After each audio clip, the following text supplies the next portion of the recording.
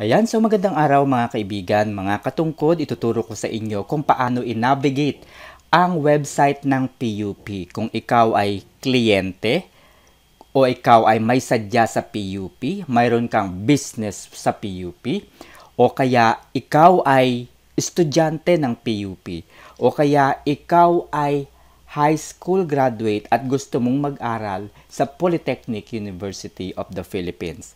Okay? Ito lamang ang iyong pupuntahan. Okay? So, pumunta ka lang sa pup.edu.ph at mapupunta ka kaagad sa unang link. Okay? So, kung ikaw ay aplikante, kung ikaw ay estudyante, kung ikaw ay faculty member or employee, researcher or extensionist, alumni, campus life, institution accreditation, and so on and so forth. Okay? So, ito yung pinakang website. Okay. So, kung ikaw ay isang kliyente ng PUP, ito lang yung pupuntahan mong link. Kailangan mong mag-register sa kanila. Okay? Kinakailangan mong magpa-appointment. Hindi po pwedeng basta-basta pupunta sa PUP sa kasalukuyan. Kinakailangan pong ma-fill upan po muna ninyo yung appointment system. Okay? So, halimbawa po, ituturo ko sa inyo yung aking appointment with the PUP.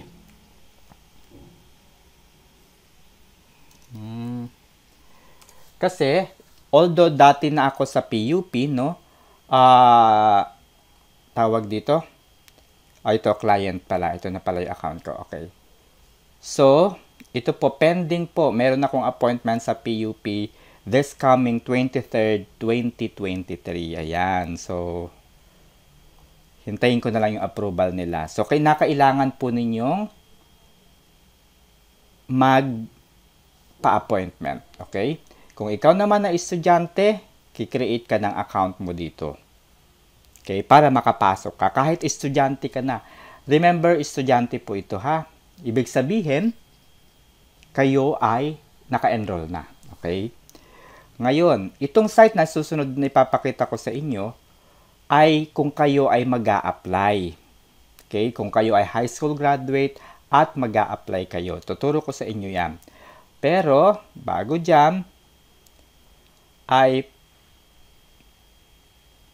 academic. Tingnan natin yung academic. Ayan. So, ayan yung mga academic. Ito guys, yung deadline. Puntahan ninyo yung pup.edu.ph/applicants. So, andito yung deadline. Kung sa PUP, Alfonso Cavite, June 15, 2023. Oriental Mindoro, March 29, 2023. Bataan, Binyan, Cabiao, Nueva Ecija, Calauan, Laguna, General Luna, Quezon, Lopez, Quezon, Maragondon, Cavite, Mulanay, Quezon, Parañaque, Pulilan, Bulacan, Quezon City, Ragay, Camarines Sur, Sublayan, Occidental, Mindoro, San Juan City, San Pedro, Laguna, Santa Maria, Bulacan, Santa Mesa, Manila, Santa Rosa, Laguna, Santo Tomas, Batangas, Taguig, Unisan, Quezon, Santa Mesa, Manila, Santa Mesa, Manila, Santa Mesa, Manila. Ito po ay per college. No? Kung mapapansin ninyo, Open University, ito graduate school, ito CBA, education, LHEE, and so on so forth. Okay. So, tignan po ninyo yung mga deadline. Ito, PUP Santa Mesa, February 15, 2023. Deadlines po yan, ha? Deadlines. Okay, pag nasa website na kayo, kindutin nyo yung I apply. How to apply? Makikita nyo sa baba, sa kanan pala, no? Yung PUP I apply. Ayan. So, i-click ninyo itong KPUP. Okay? Ano ibig sabihin ng KPUP? College Admission Evaluation of PUP. Click nyo yan. Tapos, mapupunta kayo doon sa dulo. Click nyo yung step by steps kung paano mag-apply. And then, yan na, create na kayo ng account. O, diba? Napakahalaga na malaman ninyo kung paano po yung procedure I-browse nyo na lamang po yung PUP kung ano yung mga courses offer. Ito po, academic programs. Punta kayo sa academic and then academic programs. So, ito po sa academic program sa Santa Mesa, Manila. Kung graduate school, ito yung mga doctorate degree programs. Ayan. Kung master's degree, ayan, Master's in Applied Statistics. Wow, 3 na. Yung Data Analytics, Official Statistics, Statistical Methods. Ayan. Professor po ako ng Statistics. Okay, so ito po yung mga courses offer.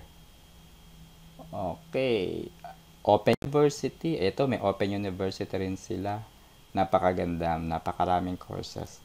Ayan, so since government po dito, ang PUP po ay government, expect po na napakababa ng tuition fee.